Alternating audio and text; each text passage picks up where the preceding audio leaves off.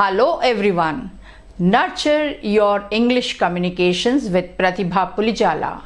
I am a corporate trainer and a talent nurture coach. Today we are going to understand the importance of listening. అంటే మనం ఎప్పుడైనా కూడా English స్పష్టంగా నేర్చుకోవాలి, అర్థం చేసుకోవడం చాలా ఇంపార్టెంట్. అంటే లెర్న్ లైక్ అ చైల్డ్ అని అంటాం. అంటే చిన్నపిల్లలని మీరు బాగా అబ్జర్వ్ చేస్తే వాళ్ళు ఎప్పుడైనా కూడా పెద్దవాళ్ళు ఏం మాట్లాడుతున్నారు అంటే వాళ్ళు మాట్లాడే స్టేజ్లో now this is applicable for everybody. అంటే మీరు ఏ స్టేజ్లో ఉన్నారు, మీరు మరీ బిగినర్స్లో ఉన్నారా, మీరు కొంచెం ఆల్రెడీ మీకు కొంచెం కమ్యూనికేషన్ వచ్చు కానీ ఫ్లూయెన్సీ కావాలనుకుంటున్నారా, లేదు ఫర్ ఎగ్జాంపుల్ నేను ఇప్పటికి కూడా ఏదైనా సెమినార్స్కి అటెండ్ అయినప్పుడు ఎక్కడైనా నేను డెలివర్ చేయాలంటే నేను బాగా వేరే వాళ్ళను నాకన్నా ఎక్కువ ఫ్లూయెంట్గా మాట్లాడే వాళ్ళను తప్పకుండా అబ్జర్వ్ చేస్తాను, వింటాను.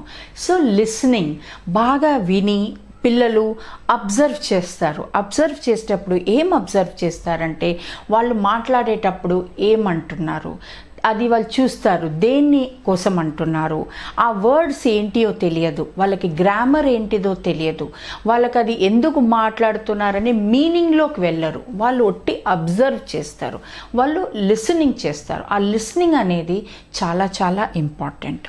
ఆ లిసనింగ్ చేసేటప్పుడు వాళ్ళు ఒక జెండర్ విషయం మాట్లాడుతున్నారా, ఫర్ ఎగ్జాంపుల్ వాళ్ళ ఇంట్లో మీరు పనులని మాట్లాడేటప్పుడు ఆమె ఆయన అనే తేడా కూడా వాళ్ళకి తెలియదు. సో వాళ్ళు రిపీట్ చేసేటప్పుడు దాన్ని హీ బదులు షీ అంటారు, షీ బదులు ఈ అంటారు, ఆమె వెళ్ళింది అని అంటారు డ్రైవర్ని. మనం అప్పుడు వాళ్ళని కరెక్ట్ చేస్తాం, అది ఆమె కాదు అయినా. సో దాంట్లో పెద్ద డిఫరెన్స్ ఏమనిపించదు. పిల్లలని అలా మిస్టేక్ చేసినప్పుడు అలా కరెక్ట్ చేస్తాం. అలాగే మీరు కూడా అలా విన్న తర్వాత మీరు ప్రాక్టీస్ చేసేటప్పుడు మీ సరౌండింగ్లో ఉన్న వాళ్ళు మిమ్మల్ని సింపుల్గా కరెక్షన్ చేసేస్తారు. అప్పుడేమవుతుంది, మీరు ప్రాక్టికల్గా యూజ్ అవుతున్నప్పుడు మీరు అన్నీ గుర్తుపెట్టుకొని, అంటే మగవాళ్ళని హీ అనాలి, ఆడవాళ్ళని షీ అనాలి, ప్లూరల్ అంటే ఎస్ పెట్టాలి, లేదంటే పెన్ అంటే ఒట్టి పెన్ అనాలి, ఎక్కువ ఉంటే పెన్స్ అనాలి, పెన్సిల్ అనాలి, అలా పెన్సిల్స్ అనాలి. ఇవన్నీ గుర్తుపెట్టుకునే బదులు సింపుల్గా వినేటప్పుడు పిల్లలు ఫర్ ఎగ్జాంపుల్ వాళ్ళకి ఐ వాంట్ 1 2 3 పెన్సిల్ అని అంటారు. మనం అప్పుడు వాళ్ళకి చెప్తాము పెన్సిల్స్. ఎందుకు, ఎక్కువ ఉన్నాయి కాబట్టి పెన్సిల్స్. 4 పెన్సిల్ 5 పెన్సిల్ అని అనకూడదు అని కరెక్షన్ చేస్తాం. అలాగే ఇట్లాంటి అబ్జర్వేషన్స్ మీరు ఎవరినైతే వింటారో మీరు అబ్జర్వేషన్ చెయ్యండి. అది ఎందుకు అంటున్నారు, ఏమంటున్నారు, ఇది లిస్నింగ్ స్కిల్స్ అన్నమాట. లిసన్ చేసేటప్పుడు అబ్జర్వేషన్ కూడా అంతే ఇంపార్టెంట్గా అబ్జర్వ్ చేయాలి. ఈ వర్డ్ని వాడారు, అది దేనికి వాడారు, ఇప్పుడు మీకు కొన్ని ఎగ్జాంపుల్స్ ఇచ్చాను నేను. అలాంటి అబ్జర్వేషన్స్ చేసి ఇమీడియట్గా మీరు యూజ్ చేస్తున్నప్పుడు ఆ కరెక్షన్స్ అయిపోతుంటే మీకు ఇమీడియట్గా మీరు దాన్ని కరెక్ట్ చేసుకోవచ్చు. లేదంటే అన్నీ గుర్తుపెట్టుకోవడం, గ్రామర్ నేర్చుకోవడం, ప్లూరల్ అంటే ఏంటి, వర్బ్ అంటే ఏంటి అలా అనకుండా you make it very simple, like a child. Listen like a child, use practically like a child. This listening skill anedi effective communication lo very very important, because until and unless you don't understand, you will not be able to talk correctly. Confusion untundi. So while you listen, you try to understand. Okay, so that is very important. Secondly, for example, పిల్లల్ని మనం ఎప్పుడైనా చూస్తాము. ఇప్పుడు for example I am going to play.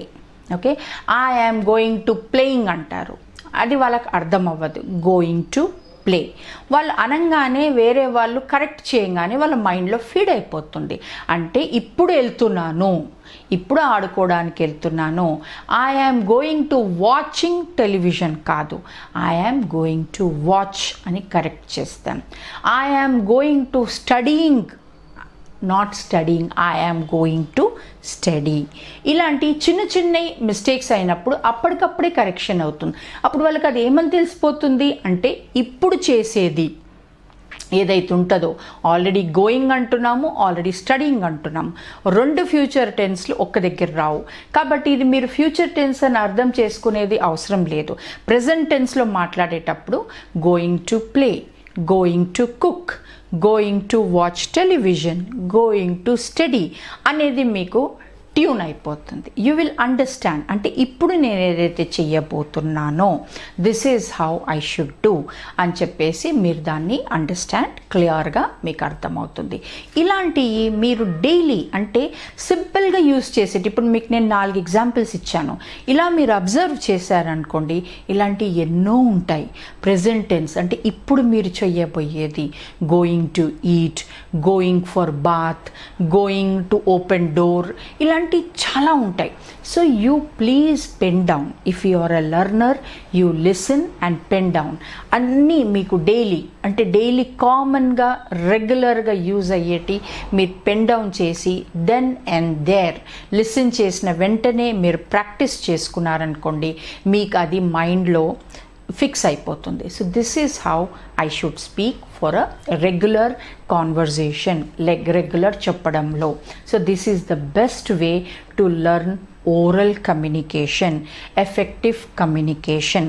దీంట్లో మీకు ఒక్కసారి ఇది అలవాటు పడ్డారంటే and learn only one at a time. అంటే ఈరోజు మీరు ఫర్ ప్రజెంట్ అంటే ఇప్పుడు కమ్యూనికేట్ చేసుకోవడానికి ఏవైతున్నాయో దాన్నే వినండి, దాన్నే ఇంప్లిమెంట్ చేయండి, అంటే దాన్నే ప్రాక్టీస్ చేయండి వన్ ఎట్ ఏ టైం. మీకు అప్పుడు ఏమవుతుంది, ఆ విషయం మొత్తంగా క్లారిఫై అవుతుంది, మీ మైండ్లో స్పష్టంగా కూర్చుంటుంది, మీరు దాన్ని కాన్ఫిడెంట్గా కూడా ఎగ్జిక్యూషన్ చేయగలుగుతారు. So that when you are speaking you are not having any doubt, you are very clear. Future అంటే ప్రెజెంట్ టెన్స్లో నేను మాట్లాడేటప్పుడు దిస్ ఈజ్ హౌ, అయితే ఎన్ని ఉండని, it can go to 50, it can go to 100 words, it can go to 100 sentences. Try to use them in one day, how many ever, starting from your morning to night. I am going to brush my teeth, I am having my tea, I am going to eat my breakfast, I am reading my newspaper. Ala very simple, very regular and in a very comfortable manner ఇది మీరు present టెన్స్కి అలవాటు పడండి and try to use it.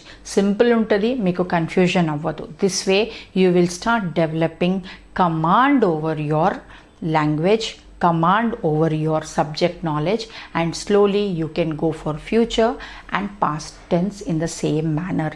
Learning, listening and implementing, this is the key for having fluency in your English communication. So happy listening and happy understanding your sentences. Follow these steps in a regular manner. Nurturing అంటే మీరు ఎప్పుడైనా కూడా ఒక మొక్కను నాటిన తర్వాత మీరు దాన్ని రోజు నీళ్ళు పోస్తారు, రోజు అబ్జర్వ్ చేస్తారు, అది ఎలా పెరుగుతుంది, దానికి ఏమవుతుంది. అలాగే ఇంగ్లీష్ కూడా దీన్ని మీరు ఒకసారి నేర్చుకోవాలి, ఇంకా ఫ్లూయెన్సీ పెరగాలి కంటిన్యూస్గా అనుకున్నప్పుడు you should keep nurturing that language. ఒక్కసారి నేర్చేసుకున్నానని కాదు, daily you should keep practicing on it, then only you will start getting fluency and command over the subject. Okay, thank you very much, best of luck.